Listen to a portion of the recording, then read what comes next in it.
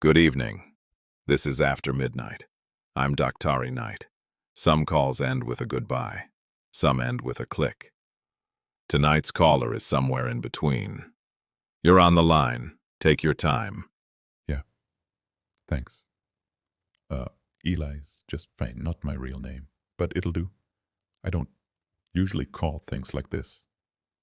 I'm not that kind of person. I'm the kind of person who listens. I've worked phones a long time. Call centers, support lines, overnight shifts, not the glamorous kind. The kind where the lights never change and time stops feeling real. You listen for a living. Yeah, and you learn things, not secrets. Not like, I'm not saying I know anyone's details, but you learn people have patterns. Some people talk like they're falling downstairs. Fast, panicked. They want you to catch them. Some people speak slowly like they're checking every word for sharp edges. And some people, they don't really want help. They want a witness. I got good at being that, not fixing, just staying there. And when the call ends, That's the part. The click. People don't think about it, but it's abrupt. 1 second you're inside someone's voice, and the next second, nothing. It's not silence. It's absence. And sometimes, not always, I don't hang up straight away. I just stay on the line. After they're gone. how long? It varies. Sometimes it's 10 seconds, sometimes a minute, sometimes longer. If the call was heavy, I'm not proud of it. But I started noticing something. If I stayed, I could hear what the call was sitting inside. You know?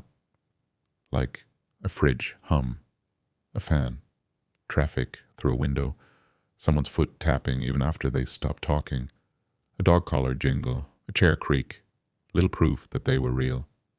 And still there. It's strange how comforting someone else's room can be, even if you'll never see it. I realize how that sounds, like I'm some creep. I'm not sitting there going, oh yes, the fan is oscillating at 40 degrees. It's not like that. It's just, after hours on phones, you start to hate the click. The click feels like rejection, even when it's not. So you stay. Yeah, because if I hang up right away, it feels like I'm abandoning them, which is ridiculous. They hung up on me. But I don't think it's about them.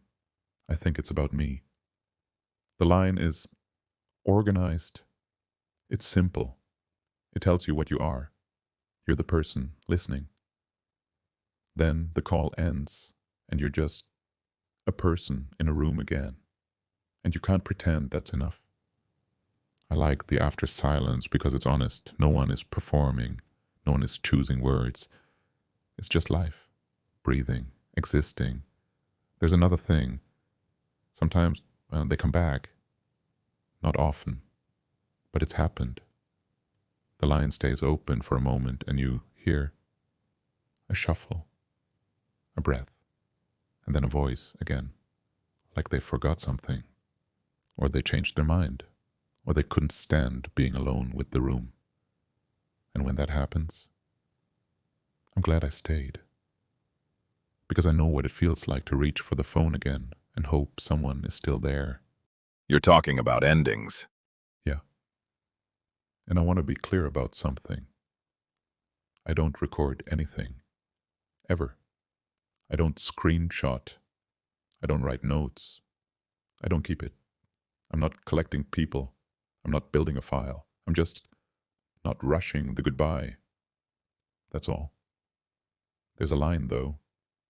If I hear someone else enter the room, another voice, I hang up. Immediately. That's not mine to hear. If there's a kid calling out, or a partner, or anything like that, click, done. Because then it's not after, then it's life continuing. And I'm not part of that. But if it's just the room, I stay, and I count. Sometimes I count, without meaning to, 10 seconds, 20, 30, Like if I hold it long enough, the night will feel less sharp. It's not brave. It's not noble. It's just a habit that grew around loneliness, like mold. Do you think they'd mind? Some would. Some wouldn't care. Some would say, thank you for staying. And some would say, hang up and go live your life. And they'd all be right. That's the problem. I don't know who I'm being when I do it. Comfort, or intrusion, witness, or theft. And the truth is, it changes. I've been trying something lately. When the call ends, I still wait. But I wait less. Like training a dog, 10 seconds. Then I hang up. I tell myself, 10 seconds is human. And then I end it. Not because I'm cured, but because I want to prove I can end things on purpose.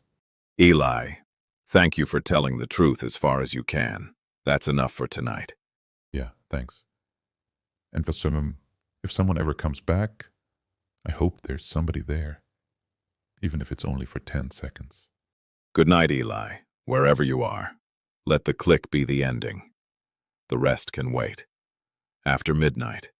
Before we close the line tonight, Dr. Knight and After Midnight would like to thank our sponsors. Vietnam. Live better for less.